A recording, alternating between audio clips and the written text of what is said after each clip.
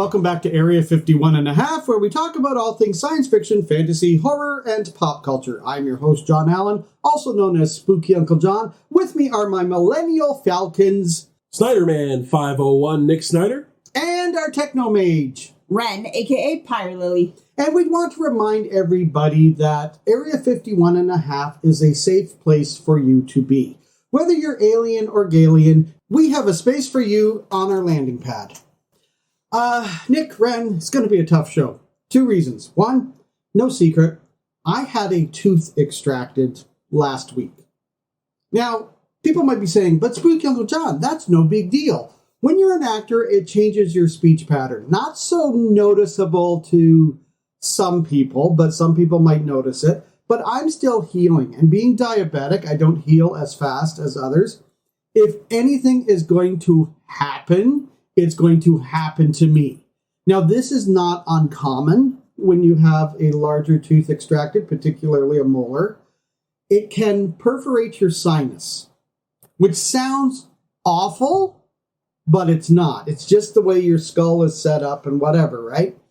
So every now and then, I get a little wheeze that's going on in the socket hole, and it goes up into the sinus cavity and into the nasal cavity, and I may need Kleenex from time to time at this point. The other reason that this is going to be a tough show is, Ren, look at our co-host and producer here, Snyderman 501. Oh, poor Muffin. The word I would use to describe Nick, yes, children, the word of the day is lethargic.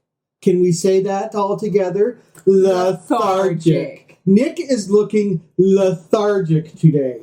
Thanks, guys. So I think I've mentioned before, I have started a new job. Absolutely adore it. It is great. But I'm in training, and it's just so much information coming at me. And yeah, I am a little lethargic this weekend. But you are liking the job. Oh, I love it. It's great. It's so the workplace is so wonderful and inclusive. It's absolutely wonderful. And it's funny, when I mentioned about Nick being lethargic, I can just hear aliens out there going, did Spooky Uncle John just throw Nick under the bus? Oh, yeah, he did. There you go. Oh, not only... He's heading downtown. That bumping noise, that was the sound of the bus running over me. Anyway.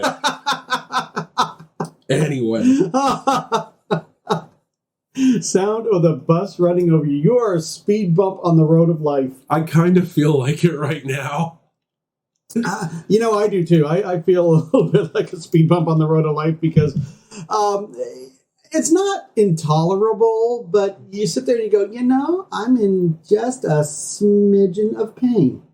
Just a smidgen of pain. I mean, nothing that an aspirin or a Tylenol wouldn't take care of, but noticeable. And, the one thing that I am not enjoying right now until this heals is the drool factor. I feel like a bloody St. Bernard at this point. Oh, we can go start calling you Cujo now. You know what? Spooky Uncle Cujo. Spooky Uncle Cujo. No, that doesn't have a nice ring to it. That really does not. With that, before Nick falls asleep, let's move into your pop culture roundup. All right. After the success of Cocaine Bear, we are now looking at a whole new subgenre of horror comedy, and I am going to coin the phrase foo-foo fauna. Now, foo-foo is a slang term for cocaine. Anyway, we have releasing in the near future even, Cocaine Shark, Meth Gator, and Krakoon. Ha ha! Yes! I love the titles. But tell me, are these actual theater releases? Oh, God, no. No, That is a shame. That is a shame. I know you didn't like Cocaine Bear all that much. I still say you watched it wrong. I still say you are not in the mood for it, because these movies need to be in theater with big stars, and they need to be as cheesy as possible. Listen, the only way I would agree with you on that is if Nick Cage was in Krakoon and he was playing the raccoon. Dude, listen. Let's go down the list here. Cocaine Shark. I want Clooney, like battling that cocaine shark. I want Pitt going against the Meth Gator. You know what? Tag team him with Cruz. Pitt and Cruz, Meth Gator. Nicolas Cage, Krakoon. Like, come on. This is cinematic gold here. I'm not going to invent this stupid genre for the idea that it's just going to be people with like home movies. Because I saw the trailer for Cocaine Shark. It's basically a home movie. It's like Things, and I want to slap Joe Bob in the mouth like repeatedly for introducing me to Things. Okay, what is Things? Oh no, Nick, explain what Things is. Things is it's a quote-unquote horror film made by a couple Canadian guys with some spare time on a weekend and a VHS camera. It was not good. Basically, they got wasted on a Scarborough Saturday night and had nothing better to do because it was winter. They took their VHS camera, the old camcorder, and made a home movie. I mean, to be fair, there's not much better to do in Scarborough on a Saturday night anyway, so... Well, that back then, probably not. But at least Mike Myers had the decency to give us Wayne's World based on his life in Scarborough. Fair. Question, though. In the rating, is it better or worse than Sharkula? Worse. I'm not answering. I can't answer that because they're both awful, but it's two different kinds of awful. Yeah, well, here's the difference. Sharkula was made on purpose. They knew it was awful. Fair. Okay. All right. Things Yeah. was made because they had a case of 24, probably Molson Golden, And a pile of weed, probably. and a pizza, and the pizza was finished. All right. Moving on. John, some sad news from the wrestling world. The Iron Sheik passed away at the age of 81 this past week. I am so sad about that. Yeah, that hurts me. That gets me in the feels because that's my era of wrestling. Yeah. You know, when Vince McMahon bought up all the factions and created the WWE. I mean, listen, the Iron Sheik and Nikolai Volkov were great heels, especially when they were going against somebody like Sergeant Slaughter or Hulk Hogan, who was like supposed to be the American hero. Yeah. I actually met Nikolai Volkov at one of the Comic-Cons, and I said to him, I apologize for booing you all the time. And he says, no, that's fine. It was good that you did that because it's fun playing the heel. Out of all the things, though, that I'm going to miss about the Iron Sheik, it's his Twitter account. His Twitter account is wild. It is so vile. It's so vulgar. And he makes it very apparent that he hates Hulk Hogan, but it's just, I know he just yells. It's all in capital letters, so he's just yelling, and it's swear words and cuss words, and I know it's so like ridiculous. That one that you were mentioning about Happy Thanksgiving to everybody except the Hogan. Yeah. Oh my god, it's so funny. I'm gonna miss him, and I really wish I could have seen him at a con, but yeah. Well, you know, like honest to God, like when you look at it, it's like I know that wrestling, for lack of a better term, is entertainment. Yeah. Right? The outcome is predetermined. That's not a secret. But some of those finishing moves look vicious. And honestly, his camel clutch, like, I can feel my lower back just I know snapping into just discs bulging. Like, that does not look comfortable at all. I always loved his threat for the camel clutch. I make you humble, I break your back. Like, it's just such a harrowing thing to say to somebody. Yeah, and you know, this, for lack of a better term, this rivalry between him and Hulk Hogan, which was in the squared circle, but also seems to have spilled over into reality. Yeah. Didn't Hogan actually win the championship? Yeah, from he the did. Iron Yeah. Sheik? So Iron Madison Sheik Square Gardens. at Madison Square Gardens, Hogan won the championship from Iron Sheik, and then Hulkamania set off like a blazing fire. It was amazing. You know, so like I will applaud the Iron Sheik for that because the truth of the matter is, like, by him relinquishing that title, that gave birth to Hulkamania. And let me tell you, in the 80s, Hulkamania was huge. Yep. I mean, wrestling has never been bigger than in the 80s and 90s and perhaps the early 2000s. And then it kind of starts to wane off from... What I mean is, like, you have your hardcore wrestling fans like yourself, but there's also, like, the bigger picture, the pop culture zeitgeist, where my mother knew who Stone Cold Steve Austin was. Yeah. You know, she referenced Jake the Snake Roberts just the other day. 84-year-old woman who never watched wrestling in her life knew who these people were. Yeah. So talking about wrestlers, we're going to move into this bit of news. We got our first look at Sweet Tooth from the new show based on the Twisted Metal video game. And it's weird. In the clip, he fights Anthony Mackie, and Anthony Mackie's John Doe character, and then they wind up singing along to Cisco's thong song in the middle of a fight. And it's just really weird. I don't know what to make of it. Is this different than, like, Netflix has a Netflix movie or show, I haven't checked it out yet, called Sweet Tooth. Is this different from that? This is based on the Twisted Metal video game. Okay. So the show also stars Stephanie Beatriz. It's got Thomas Hayden Church.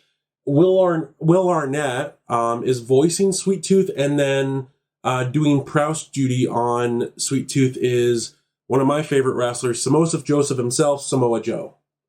And so Sweet Tooth cuts an imposing figure because it's Samoa Joe, but it looks weird.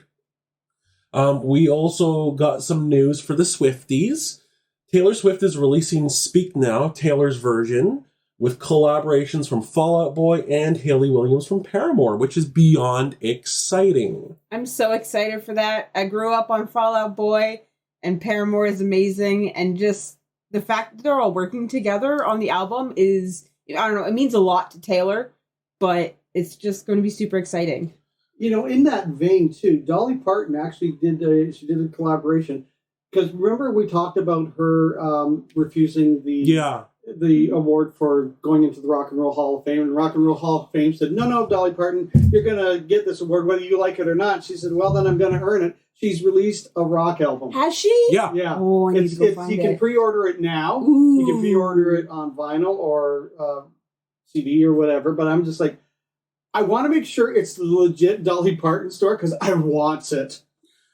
I want it. Yeah. Going back to the world of horror, kind of, I guess. A reboot of one of the all-time horror great franchises is heading our way. John?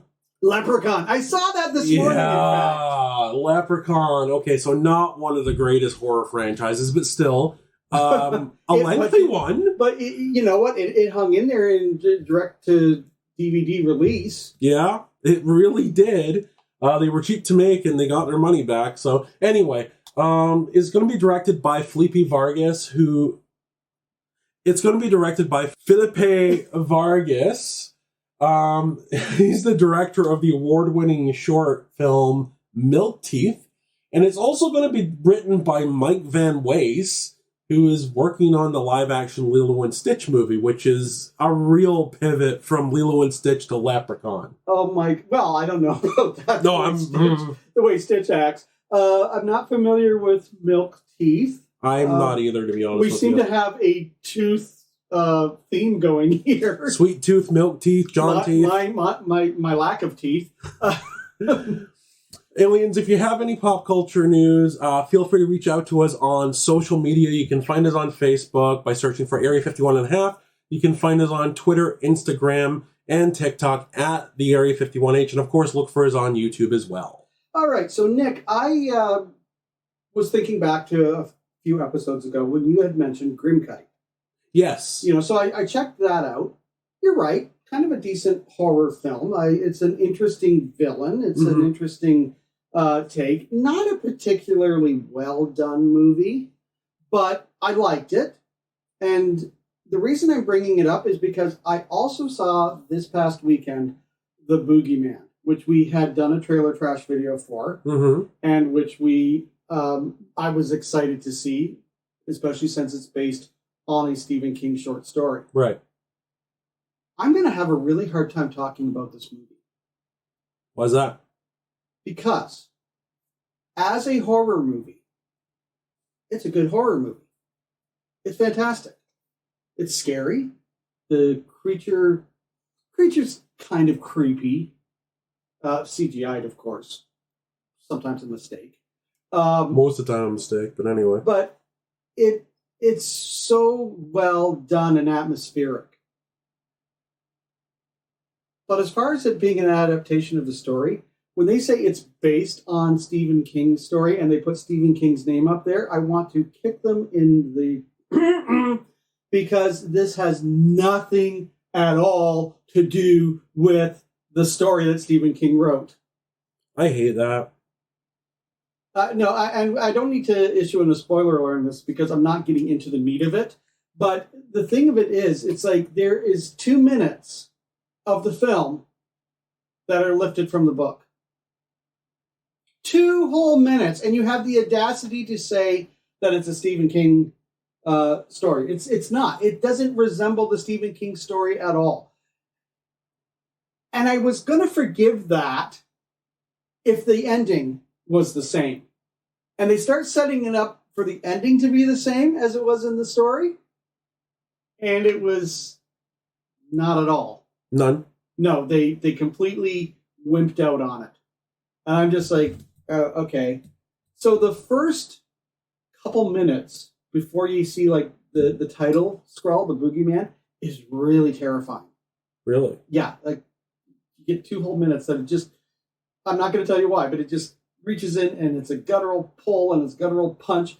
And then it kind of reverts into the problem is that they're always making these horror movies for a teen audience. And now all of a sudden our protagonist is a teen girl, not quite a Mary Sue, but, you know, and to me that doesn't work. And it's hard for me to marry all that because it's still a good horror movie. Yeah. You know, and it's so hard to talk about because the Stephen King story, if you had put that to film, you would have had one of the most frightening horror movies ever made.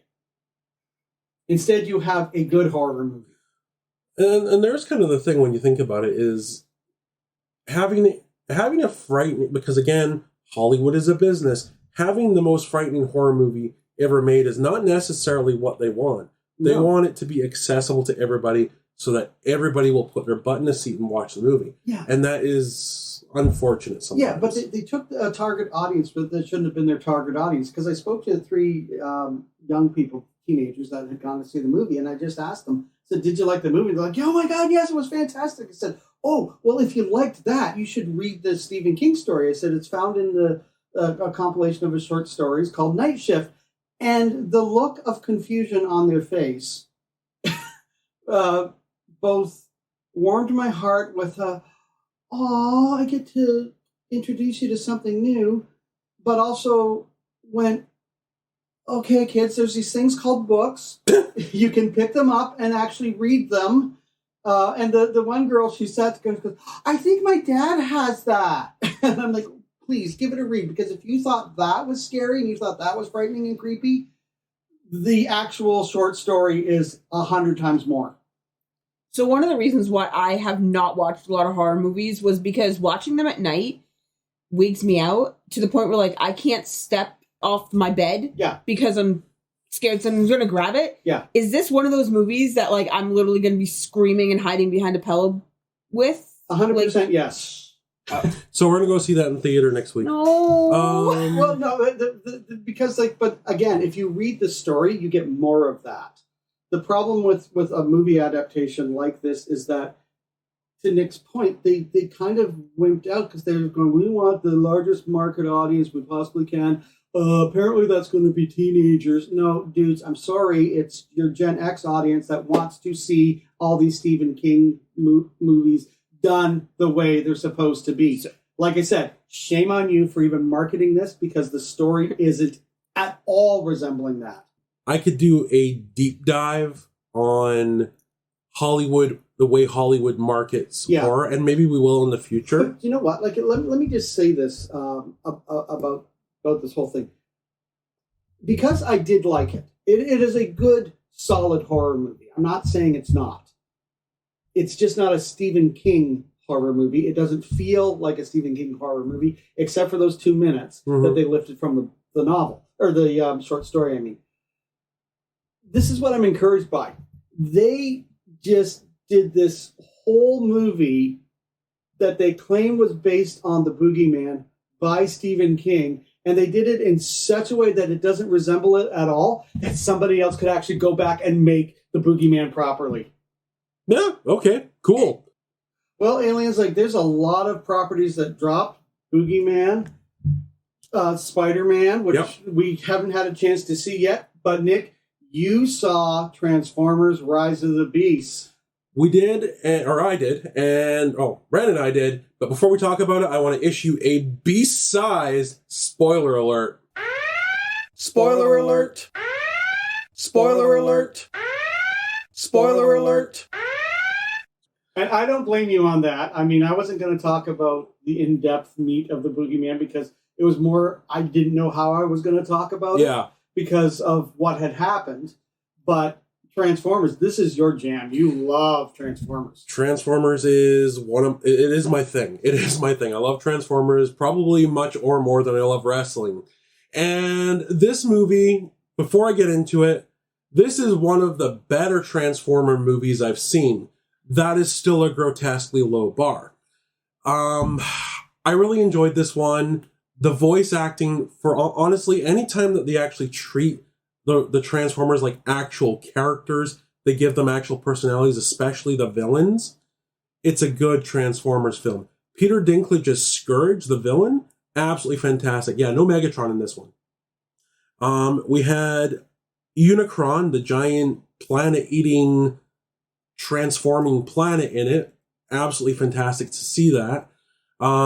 Peter Cullen is back as Optimus Prime, and he's angry in this one. He is so angry at the beginning of this because he blamed himself for the Autobots being stuck on Earth.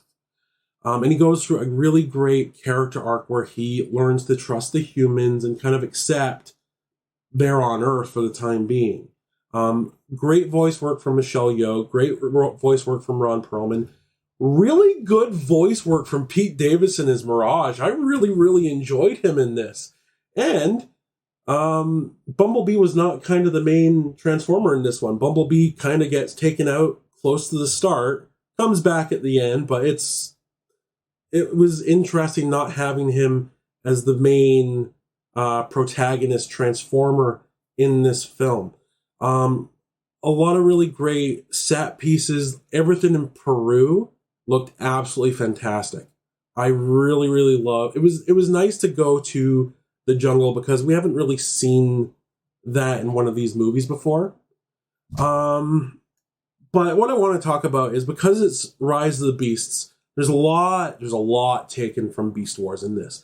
One of the really neat little things at the start of it was this is the first time I believe we have seen the character Ape Link on screen in North America, who gets killed really, really, really quickly. But anyway, Beast Wars, I'm just going to do as quick as I can, history on Beast Wars. Beast Wars was a series of toys and a cartoon that came out in the mid-90s that kind of replaced the Transformers series altogether. Which is why I'm not at all familiar with it. Exactly. So basically, in the early 90s, Hasbro, Transformers was hemorrhaging money at this point. They were not making money off the product anymore, and Hasbro was kind of settled with the choice. Either they scrap the line altogether or they pivot. So they chose to pivot. You know what's really interesting is because Transformers came out in the 80s, I don't really remember any of my ilk being all that into the Transformers. So I don't know that initially it had the same je ne sais quoi that it eventually built.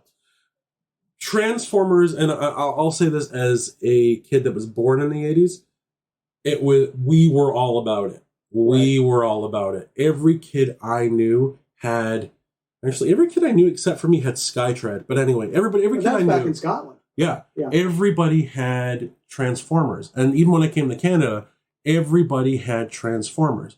I didn't know a single kid that didn't. Yeah.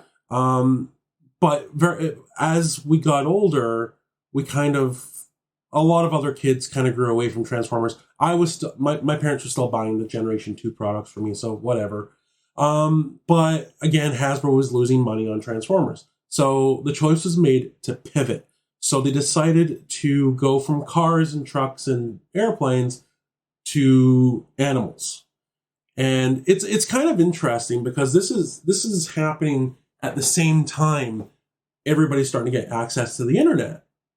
So there were Transformers message boards, and we kind of saw a proto version of some of the stuff that we see from some of the more unhappy fans nowadays, where there was a lot of older fans out there who were really angry over the fact they were changing from vehicles to animals, to the point where the term started getting bandied about online, truck not monkey. So that was an ongoing thing. But regardless of all that, the Beast Wars series was hugely successful. Hugely successful. It was the right move for Hasbro to make. They went from hemorrhaging money to being one of the top 5 toy lines for the next several years. So absolutely the right thing to do. Now, when they did make the change, it was a direct continuation of the original Transformers story. So Optimus Primal actually was Optimus Prime. Beast Wars Megatron was G1 Megatron. But when they made the cartoon material for this show, there was a couple problems. They couldn't, Mainframe Productions, who also did Reboot, they didn't have access to all the characters. There was licensing fees and stuff like that they still had to pay Hasbro for, even though Hasbro was paying them for this show. I don't understand any of that. But anyway, they could only get rights to certain characters. So because of that, they decided to take the story and have it take place in Cybertron's distant future, where the Maximals and the Predacons are the descendants of the Autobots and the Decepticons. And John is chuckling at this. The reason I'm chuckling at it is because I understand virtually none of that. It's a lot. I mean, there's a huge history to somebody like a fan for you is just one of those things that you enjoy the deep dive. You throw all those at me, and I'm just like, I thought it was a cartoon. I know Optimus Prime and Megatron and Megan Fox was in the first movie. So, and this is the thing, because it was, my initial thing was to do a full history of Transformers. That's a multi-episode series. I can't do that in one episode. And even boiling it down just to Beast Wars, there's a lot I'm cutting out of this. Do me a favor. If I ever get, in our first season, you had COVID, I couldn't be in the booth. I hurt my back, I couldn't be in the booth. So you did a couple little solo shows. If I'm ever injured or sick or die, go ahead. But I don't want to be a part of any of that. Because it just, the thing, it's not a criticism. You know I love you. We've been friends for 20 some odd years. 20 years. It's just, you just, every minutia is like the sweetest steak to you. It's perfectly done. I love this stuff. And again, I'm cutting a lot of the history out here. So one of the other things is Beast Wars it's not just, so it wasn't like the Generation 1 cartoon where they went, oh yeah, this is a half-hour advertisement for our toys. Yeah. Mainframe Entertainment went ahead and they made the decision to try and make this not just a kids cartoon show, a good television show. Some of the episodes, specifically Code of Honor, where the character Dinobot sacrifices himself to save the proto-human race, is easily one of the better episodes of a television series I've ever seen. And this show went on to win an Emmy as well, a technical Emmy, of course, but still an Emmy. But I have to say that the cartoons of the 90s are really cutting-edge stuff. They're really interesting because, first of all, a lot of the cartoon style got upped, but also they were introducing computer-generated animation. Yeah. And in its infancy. Well, so some of it doesn't look great. Well, here's the thing on that with Beast Wars. By the way, aliens, in Canada, Beast Wars was called Beasties because they couldn't mention war in the name on Canadian television. So there we go. Do we know why? I think it came down to some kind of thing with YTV. Because even I feel more like the CRTC got its dirty little hands in on there. I don't know if it was a CRTC or if it was directly from YTV, but they also did the same thing with another show based on on toys called in the US it was called War Planets. The toy line was called War Planets, but in Canada it was called Shadow Raiders. Didn't they also do some different things back in Scotland too? Like there was. You were mentioning, I can't remember what it is off the top of my head. It was Fraggle Rock, where they had different old guys in the lighthouse. No, this had to do with the... Oh, Ninja Turtles, Teenage Mutant Hero Turtles. Okay, yeah, that was because the censors over there are really against violence, and Ninja perpetuated, in their opinion, violence. So, like, they even edited out Michelangelo's nunchucks because nunchucks were illegal there. Then. And was that also was that still the era of the video nasties? Yes, absolutely. Yeah. So as I said, the TV show's story differs wildly from the one given by the toy line, and it becomes this thing where they are actually in prehistoric Earth. They're up and moving while the original Optimus Prime and the Autobots and the Decepticons are all unconscious under Mount St. Helen. It's really, really cool stuff. Mount St. Well, I think it's Mount St. Helen. In Washington State. Yeah. And Crack-a-doom would be the sound effects in the comics. So the show also had some great voice talent as well. I mean, the movie has great voice talent, but the show had some great voice talent from around the world. You had you got Venus Terzo, you got Jim Burns, Blue Man Kuma, which is a name I love. He played Tigertron, and he has such a great, smooth voice. And, of course, Gary Chalk and David Kaye as Optimus Primal and Megatron, respectively. Chalk and Kaye would go on to voice Optimus and Megatron in several other Transformers series leading up to the first live-action movie, where voice duties would be taken over by, again, Peter Cullen and, of course, Hugo Weaving as Megatron. So yeah, I loved going back to the movie. I really enjoyed it. There were one of the things I love when they do it in these movies is when they use lore from the original series. So they talk about a transwarp key in this movie. Transwarp is how the Maximals and the Predacons wound up on prehistoric Earth. And they had kind of a callback to the Power Masters, and it was a really fun movie. Like, really fun movie. Really enjoyed it. And I was really sad when they killed Air Razor as well. But anyway. But yeah, Michelle Yeoh was great as Air Razor. I really, really enjoyed her. Gosh. I just thought that, a bunch of cars and trucks turned into robots and everybody had fun. But apparently, no. What about Dinobots? Dinobots have been in the movies. I didn't like their portrayal because they were giant mute things. When were the Dinobots in? I stopped after 3, I think. 4. Okay. Age of Extinction and The Last Night they were in, which are not. I didn't even know there was an Age of Extinction movie. They're not. This is how much I've checked out of it. Age of Extinction, honestly, the best thing about Age of Extinction and The Last Night is Stanley Tucci. Now, I've heard that Bumblebee is actually a pretty good movie. Bumblebee's fantastic. Bumblebee's okay. Yes, Bumblebee is a good movie, but the thing you need to keep in mind is that Bumblebee is essentially a remake of E.T. Spoiler alert, I haven't seen it. Oh, sorry.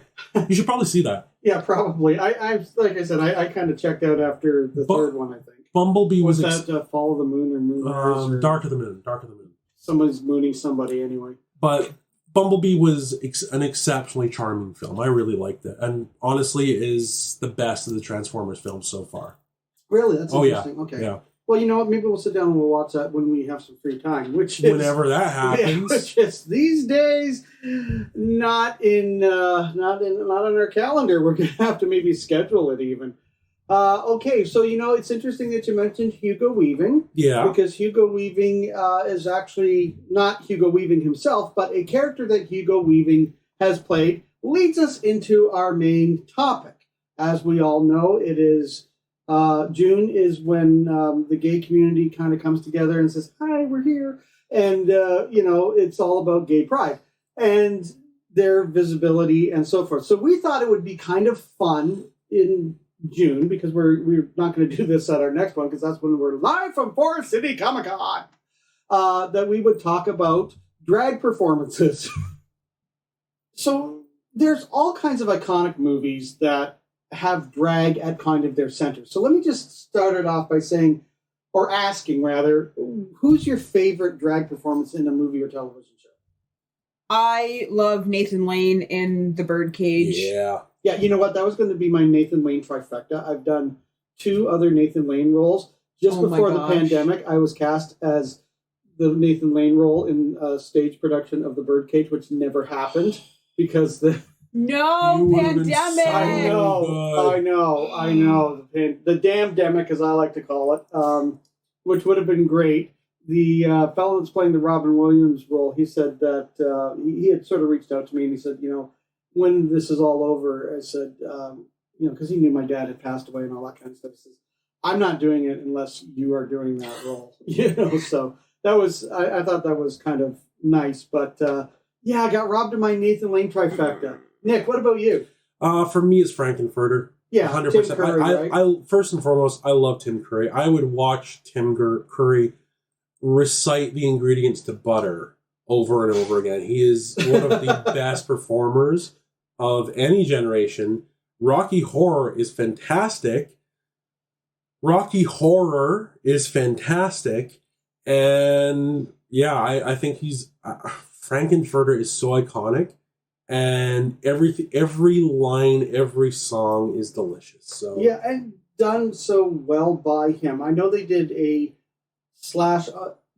remake of it. Fox did it as a Halloween special. They starred Laverne Cox as Frankenfurter. And what was great about it, though, is that Tim Curry plays the criminologist. Yeah. Which I thought was great because you get that nice connection between the two movies. And why am I blanking on the singer's name? Ivy Levin. I don't know why I blanked on her name because I love her stuff. She plays the usherette, which you didn't see in the original Rocky Horror Picture Show because it's a stage play, a musical, obviously. And it starts off with an usherette coming out and singing science fiction double feature. Like they had in the old days of cinema. Selling cigarettes and candy and all kinds of stuff. So it was great to actually see the usherette portrayed, and it was great to see Tim Curry back. For me, bar none, there have been a lot of great actors doing performances in drag in movies. We'll get to some of those a little bit later. But for me, John Leguizamo as Chi-Chi in Tu Wong Fu, Thanks for Everything, Julie Newmar. When that movie came out, you knew who Patrick Swayze was. Wesley Snipes was huge, right? Mm-hmm. Nobody really knew John Leguizamo yet. He was kind of on the rise. He was on the rise. So when you watch Tu Wong Fu, Thanks for Everything, Julie Newmar, you see Patrick Swayze, you see Wesley Snipes. You don't see a trace of John Leguizamo as Chi-Chi. You would swear that it's female. You'd swear. John Leguizamo, first and foremost, I love John Leguizamo. I think he's amazing. But he did a one-man show that was on HBO back in the late 90s. And when you watch Tu Wong Fu, and then you watch this, he talks about an older woman that he dated.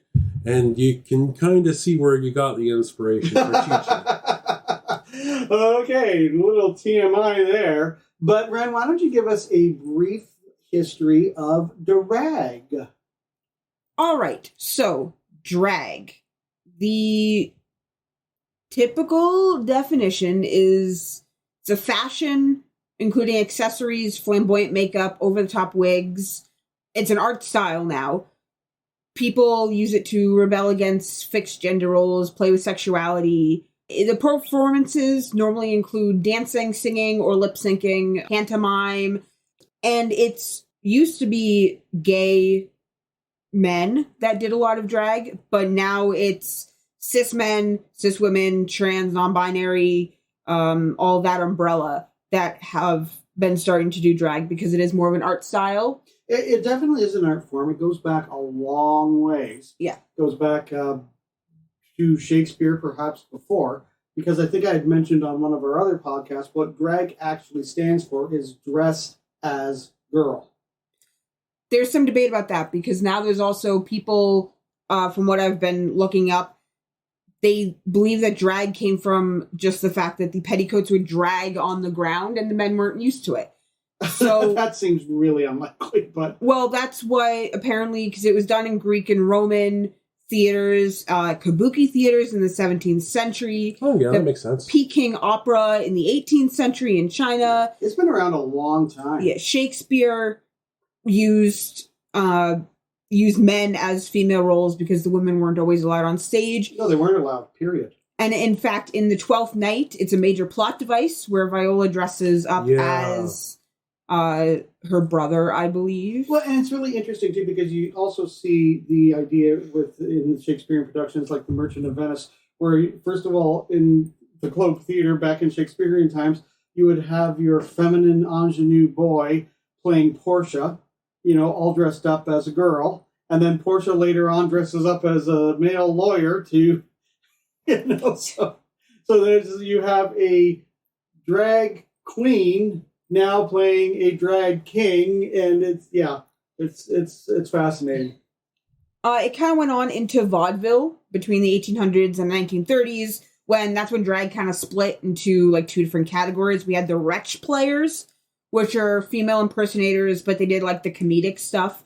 And then the prima donnas, which were more of the elegant makeup. They tried to do thin waists. They drew the inspiration from the Shakespearean plays, and they did the over-the-top, the more accurate female representations. Yeah, and you see that a lot, too, when you watch something like RuPaul's Drag Race, where, you've got your comedy queens, you've got your pageant queens, you've got, your Instagram queens now, it's all... That's a thing? It's a thing. Well, yeah, because the younger generation, they're not interested in being funny. They're not interested in they're interested in their own things. So they dress up in drag, they put it on Instagram, they get a following. It's like, hello, and the problem is that the older drag queens look at them and they go, yeah. And it almost becomes like the line into Wong Fu, thanks for everything, Julie Newmar. It's like, why is that little Latin boy in drag crying? Because it's like, oh, you think you know drag? I've been doing this for 30 years. And then you get the young ones like, okay, grandma, whatever. And so it's kind of an interesting dynamic between the generations now. And of course, there's always the drag balls, which is also a big start of drag. A lot of the drag balls were credited to Black and Latino performers who were not allowed to go into the drag pageants. So they started doing things in the Harlem Renaissance in New York City. Yeah. They had their own balls. They were all a lot of them were underground at that point because of just laws that were coming around. There's a huge, iconic documentary called Paris is Burning. All about that culture. The balls and everything in New York. And I think it's from the 80s. Yeah. I have seen it. It's interesting. So drag kind of went underground for a long time because of, as I said, the laws. Then there was a certain set of riots that kind of started to bring it up into the forefront. And then the Stonewall riots back in 1969. And then it got more mainstream with the whole gender playing of like David Bowie and people on stage. Glam rock and all that kind of stuff. Yeah. And then... in fact, that's where RuPaul got his start. He started off as a singer. I can't think of the band that he was in, but... In 1984, he was in the B-52's Love Shack, which is when RuPaul kind of came into the forefront, and then it went from there.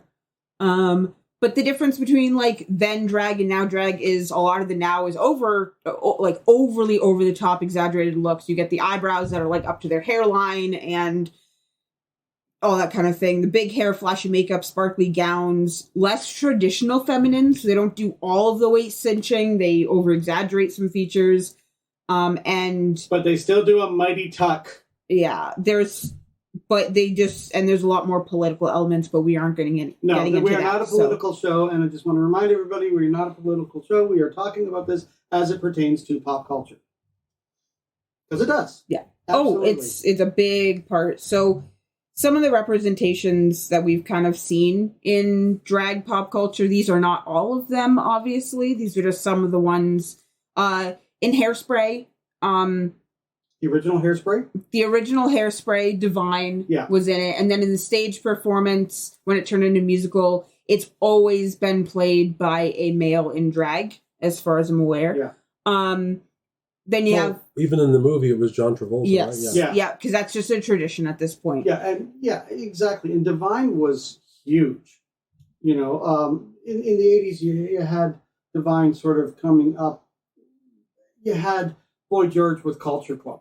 You know, like they were mixing it all up in many ways. John Waters films, they were subversive, they were cheap, they were exploitative, they were it was underground cinema, right? And there was something tantalizing about watching underground cinema and this kind of schlock, if you will. But John Waters films honestly would not have been as good without Divine. Yeah, I haven't seen too many of them. I've only really seen Hairspray, but I know it's a big part of his films is to have Divine in them. But then on top of that, you have, as we mentioned, Frankenfurter. There's The Birdcage, which is all about a gay bar. Mrs. Doubtfire, Dame Edna. Yep. Which I think she came from like the British panto sort of idea. Barry Humphries is Australian. Okay. And Dame Edna is one of his characters that he had done forever. But for some reason in the 80s and 90s, Dame Edna really took off. And everybody loved Dame Edna because it's kind of like this. If you look at the fact that Cassandra Peterson plays Elvira. Now, I know there's probably some people that are cringing that we're talking about drag. What you have to understand is that Elvira is a form of drag. Pee Wee Herman is a form of drag. When you're creating these characters, like RuPaul said, we're all born naked and the rest is drag. So it's because it's evolved now from just drag queens to drag kings and everything else. Like Cassandra Peterson will straight up tell you that what she does as Elvira is drag. It's a form of drag, and you can see that in the makeup and the wigs and all that kind of stuff. So Barry Humphries has this character of Dame Edna. Barry Humphries recently passed away, which is sad.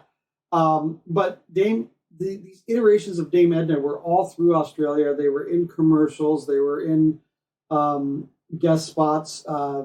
First time I became aware of Dame Edna before the Dame Edna Experience became this really great show was a cameo in The Howling 3, I think. Oh, my God. Oh, yeah. I mean, Dame Edna's been around forever.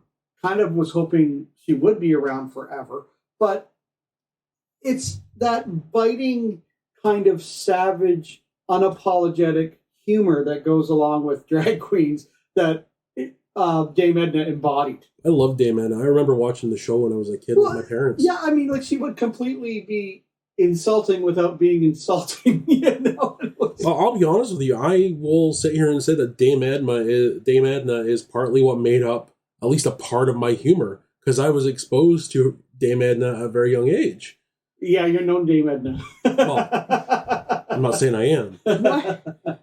I never saw Dame Edna, but I did grow up with Monty Python, and all that was a bunch of guys dressed up as old ladies, which I thought was really funny. And that was like before I realized what drag really was.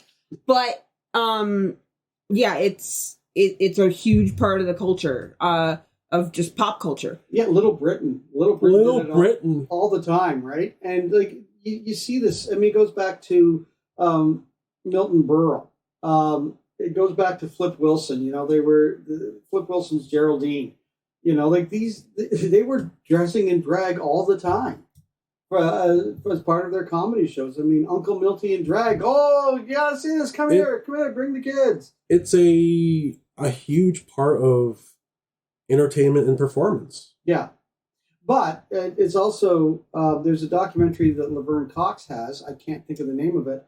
But they talk about that sort of trans representation and how it feels a little uncomfortable to them because in many ways it was there just to make fun of them, And it's like, and this is where I always have problems with kind of looking at. We stop? Nope. Oh, I always have problems with looking at the past with today's lens because you don't learn anything if you do that. Because you have to look at the past and say, this is where we were then, and this is what society was going through at that time. This is where we are now. How far have we come? And where are we going to go from here? You know, so I always kind of have a little bit of trouble with that. Especially when it comes to entertainment. Not so much when it comes to other things, but with entertainment, because it was a different time. That's the big thing with, like, for example, Bugs Bunny in drag. Bugs Bunny would always, in the cartoons, would always go in drag to, like, trick Elmer Fudd or sing the opera jokingly or whatever thing. Just the other day, it's funny you mentioned that, because just the other day, for no reason, it popped into my head, what's opera doc? And Elmer Fudd just sitting there going, oh, Brunhilde, you're so lovely. Oh, it's seriously some of the funniest stuff, you know, like whether it was Yosemite Sam or whether it was Elmer Fudd or whatever, you could always count on Bugs Bunny dressing in drag to fuss with someone.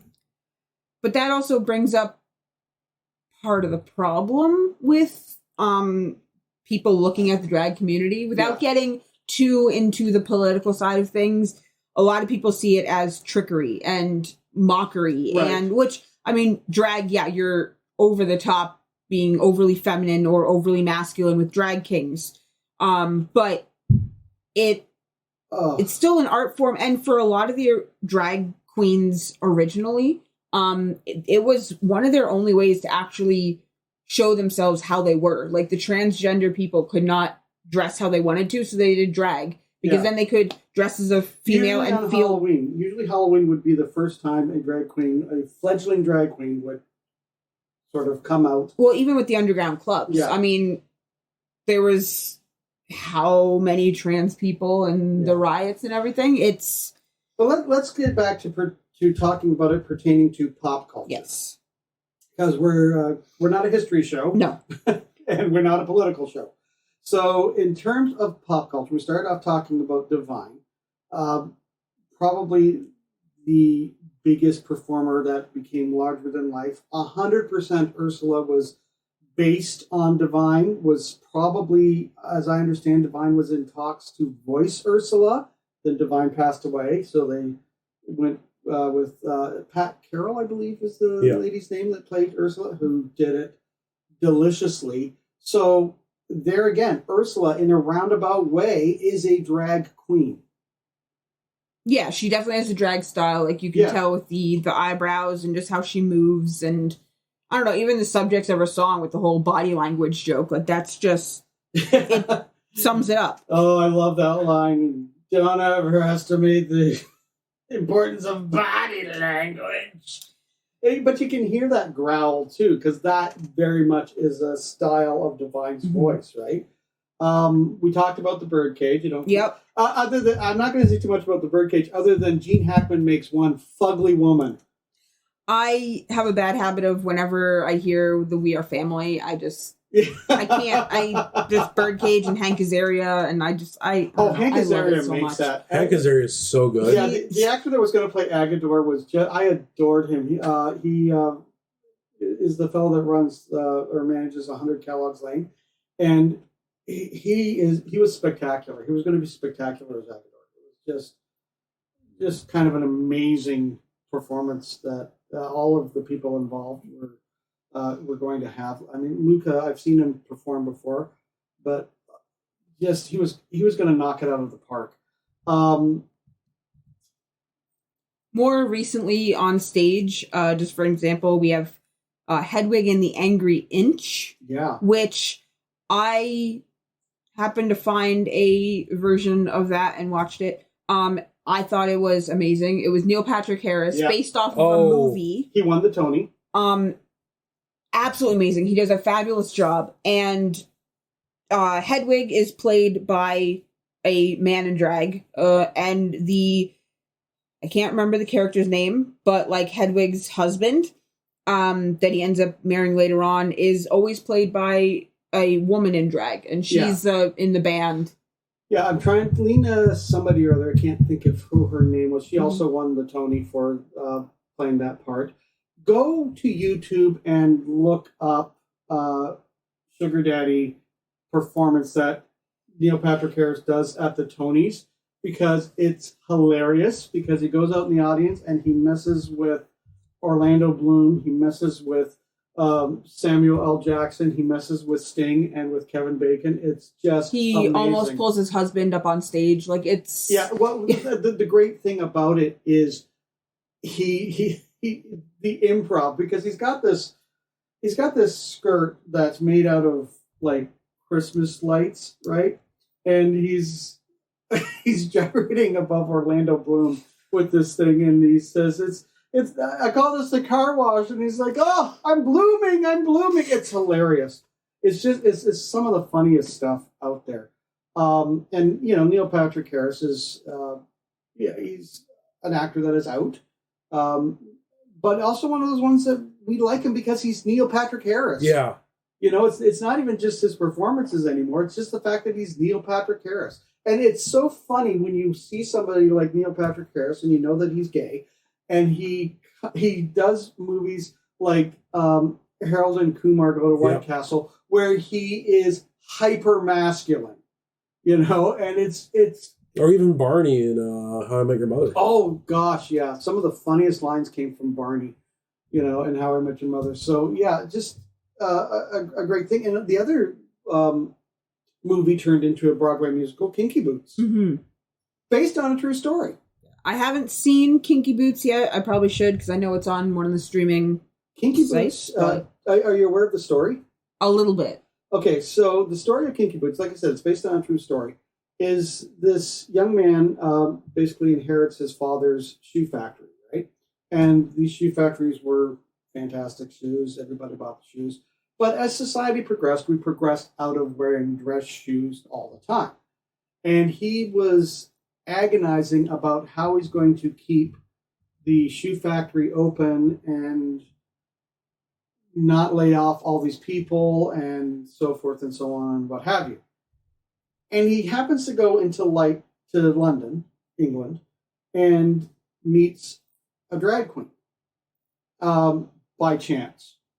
The drag queen is complaining about those shoes and the boots that they have to wear, hence the name Kinky Boots, because they're not made to size for male feet, and the agony that they have to go through trying to do these. So they come up with the idea that maybe we can introduce this niche market and make these boots for the drag queens.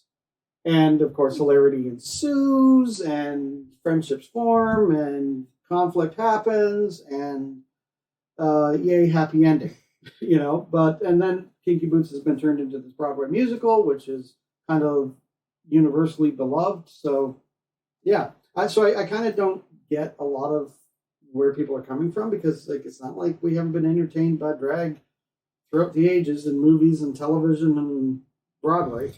Yeah. Well, from my perspective, I think because I used to watch RuPaul a lot, the Drag Race shows. I used to watch it a lot, and they always make the queens, which is all just editing, but they always make them out to be complete, rude, horrible. Okay, I'm going to stop there for a minute, though, because it is a reality TV show. There's so much that is not real about a reality TV Hence why show. they make them out to be. Yeah, because the thing is, if you didn't do it that way, I don't think anybody would tune in. It'd be very boring. And you need the conflict. The queens know that, right? They know that. In any reality show that you're going to set up, you're going to set up your villain. You're going to set up your miscongeniality. You're going to set up all these people, because that's all about what it is. It's not like the Boulet brothers. I actually prefer the Boulet brothers, because what they say is, we're not here to judge your drag. Drag is art, and art is subjective.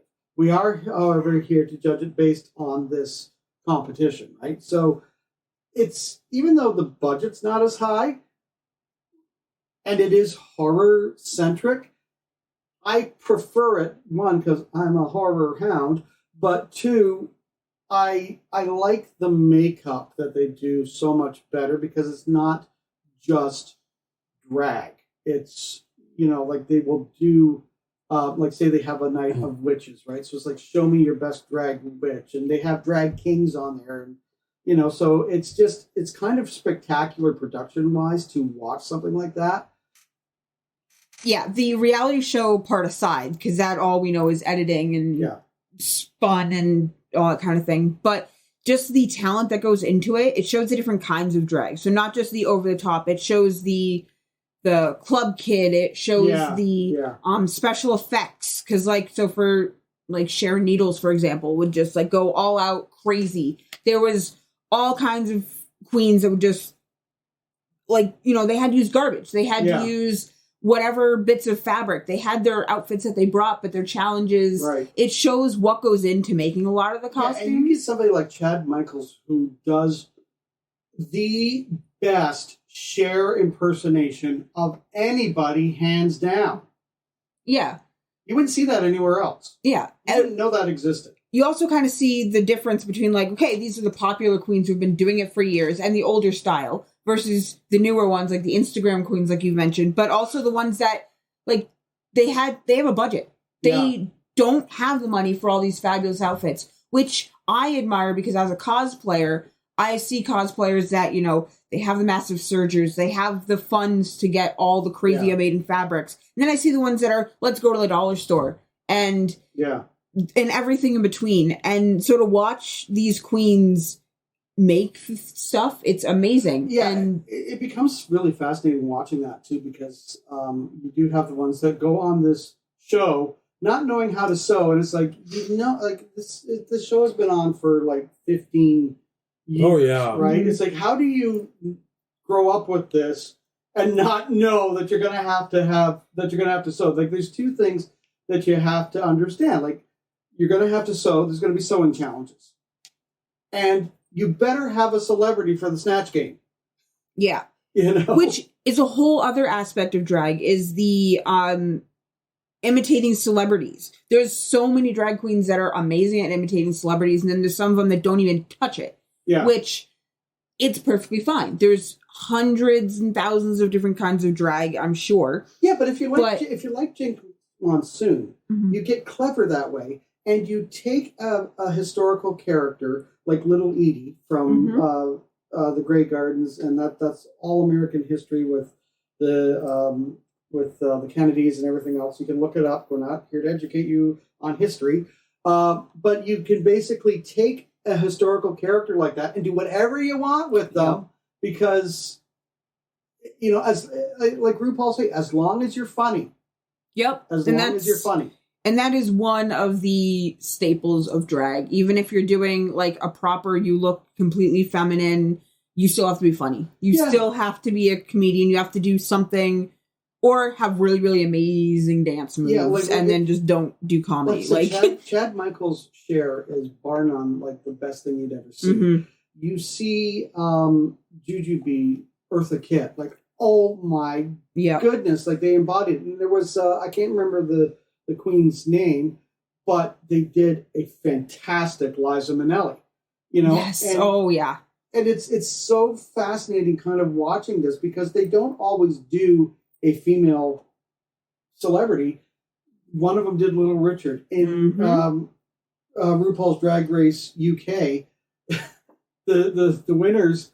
It's the only time I'd ever seen an episode like this where they had two winners of that particular challenge, because one did Margaret Thatcher and the other one did Donald Trump, and it was I see Nick's grimace. It was hysterical. It was the funniest thing you would ever see, especially when this guy's doing his Trump imitation, and he nailed it. Even the way that he speaks, I'm just And to have somebody be able to, what do they always call it? Take the, there's a term, I can't think of what it is, but, they just take them down a peg. You know what I mean? Take the Mickey? What? Take the Mickey? Is that what it is? Rip them apart? I don't know. You've said it, but it's not take the Mickey. I know that. But anyway, it's just to see these people be able to imitate these people really makes us understand that no matter who you are, whether you're a politician, whether you're royalty, whether you're a celebrity, you are not untouchable. Yep. At the end of the day, it comes down to, it doesn't matter if you like what drag queens do or don't like what they do or don't want to go see them or follow your favorite drag queen. There's so much talent that goes into that aspect. It's incredible. But you have seen drag performances and loved them, and that's where I get confused by the animosity, because Tootsie, Dustin Hoffman as Tootsie, hysterical movie. Jessica Lange, it's Gina Davis, it's a great cast, and Dustin Hoffman plays this actor who can't get work, and so he gets the idea to dress up in drag as a female, auditions for this part on a soap opera, gets the part, the character becomes wildly popular. Now he's stuck in this position because he's falling in love with the Jessica Lange character, but he's giving off this persona as a woman. Here's all the conflict. Her father is falling in love with him. It becomes very farcical.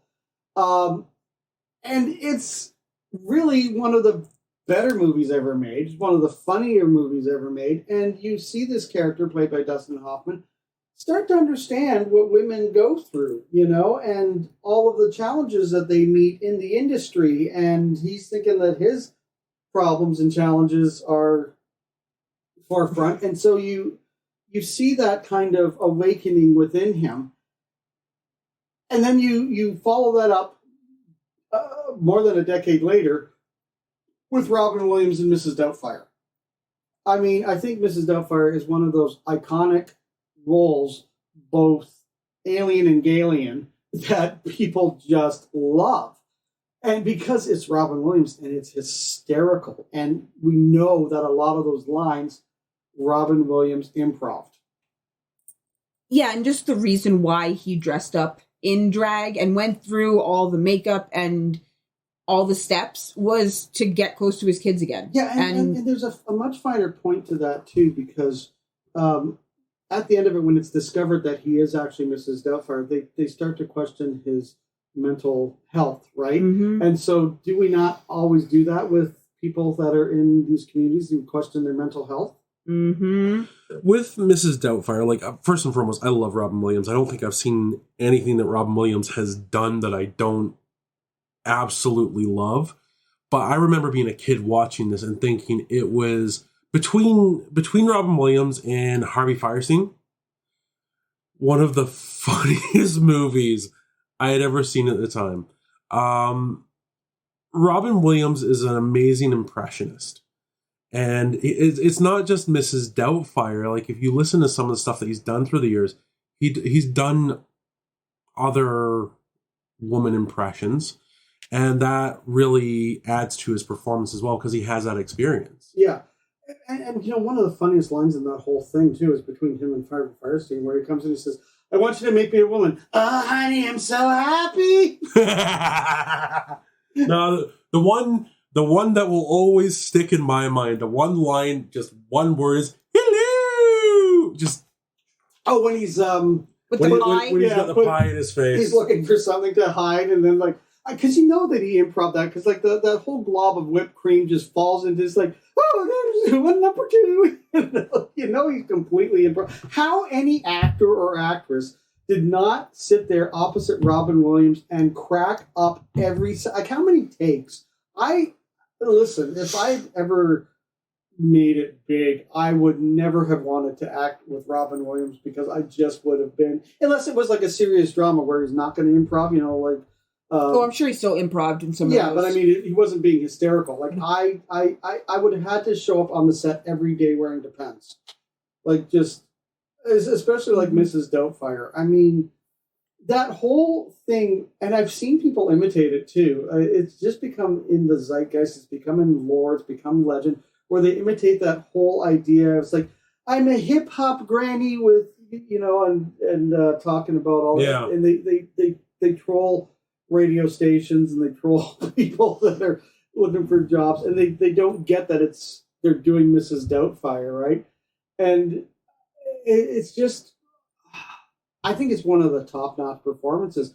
Another great performance, also a fugly woman, The Adventures of Priscilla, Queen of the Desert. You have Terrence Stamp, General Zod himself, playing a drag queen, a lay girl. Strangely enough, not the weirdest thing I've seen him wear. But I mean, like, you just sit there and you watch Hugo Weaving, Guy Pearce, Terrence Stamp.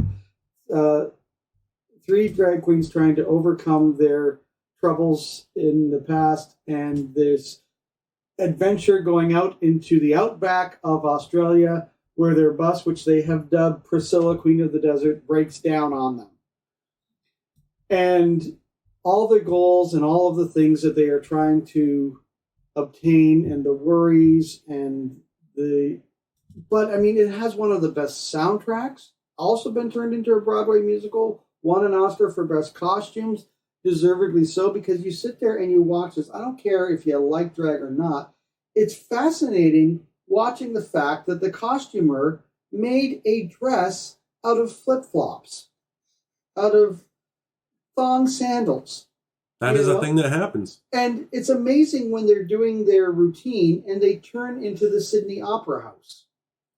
Oh my God, yes. No, okay. So I have seen that movie, but it has been, I saw it when I was a teenager. Yeah. And seeing that movie and then watching Lord of the Rings and then going back and realizing that it's Elrond is a trip. But yeah, I remember that scene where that is an amazing scene. Yeah, I just love that scene too, where because the Guy Pearce character is just very, very annoying in many ways. Just wants to take the pee out of Yeah. Just wants to take the pee out of Terrence Stamp's character, and Terrence Stamp is like having none of it. They've had a few bit too much to drink. Hugo Weaving's character passes out, and he just slaps the taste right out of Guy Pearce's mouth. And it's a darkly funny scene, because you have this trans character, because actually that's General Zod's character, that's Terrence Stamp's character, is actually trans woman beating up on this drag queen. It's funny. I mean, like, some of my favorite scenes is like when Guy Pearce gets in trouble. Like, you're in the Australian outback. It's the 90s. They aren't taking too kindly to this sort of thing. You better lay low. You better, like, your choices are, you can stay in the hotel room or you can come and have supper with us. Guy Pearce doesn't want to do that. Finds a popper, gets high, decides he's going to go out in the town and drag. Not a good idea. Gets into trouble. And there's that whole scene where it's like, oh, what do we got here? Oh, Bernice. Well, Bernice shows you that Bernice can throw down. And the line is iconic. Can't say it here, because we like to keep it family friendly, but yeah, it's really great. And also getting into Tu Wong Fu, Thanks for Everything, Julie Newmar. I mean, longest title ever, but like, these are actors that you love, Nick. Yeah, I know. It is interesting with the way a lot of these characters are portrayed, like especially in Birdcage. Birdcage is just this is normal life for them. Mm-hmm. It's they don't just run a gay bar; they run a drag theater review. Yeah, right on the main strip. Yeah. I've been there, actually. And Robin Williams is amazing in that because it's not just like it's a funny role for him, but there's a certain level of seriousness with him because this is his business, this is his livelihood, and he treats it with that kind of gravitas. Not just his business, that's his life. Yeah. And his son is asking him to change everything. Yeah, because that's the whole conflict, right? It's like the conflict is it's like I am marrying this girl. Her father is a senator running for re-election. They're conservative. Mm-hmm. We are not conservative. For one night, can we just, pretend to be a little bit more conservative? He wants his actual mother to come in and be the mother, played by Christine Baranski, which sets up the whole Nathan Lane character of being hurt because, he was his mother. Mm-hmm. But what's wonderful about that movie, besides the whole idea that there are different families, is one, it's based on a French film called La Cage aux Folles, which was also turned into a Broadway musical, which the Birdcage is based on. And it's the first time I'd ever seen two actors, Hank Azaria, Nathan Lane, who could sit there and go, okay, Williams, let's rock, let's go. Because they can stand up to a Robin Williams performance and all the improv and everything that goes along with it. Because I think that's actually how I got cast in the part, because I think I nailed the scene where Robin Williams is trying to teach Nathan Lane how to be masculine. And I think what got me the part was the way I delivered. I pierced the toes! And before we go, we just want to remind everybody that Forest City Comic Con is coming up fast. Join us at Centennial Hall in London, Ontario on June 24th from 10 a.m. to 6 p.m. Our panel is running at 1:30 p.m. and we'll be including a Q&A session. Check out our social medias for more details and where you can send in any questions. So that is, you can search for us on Facebook by searching for Area 51.5. You can find us on Twitter, Instagram, and TikTok at the Area 51H. And of course, check out our YouTube channel. Thank you for joining us on our landing pad, Aliens and Gayliens. For Ren and Nick and Spook Uncle John, we are signing off from Area 51.5.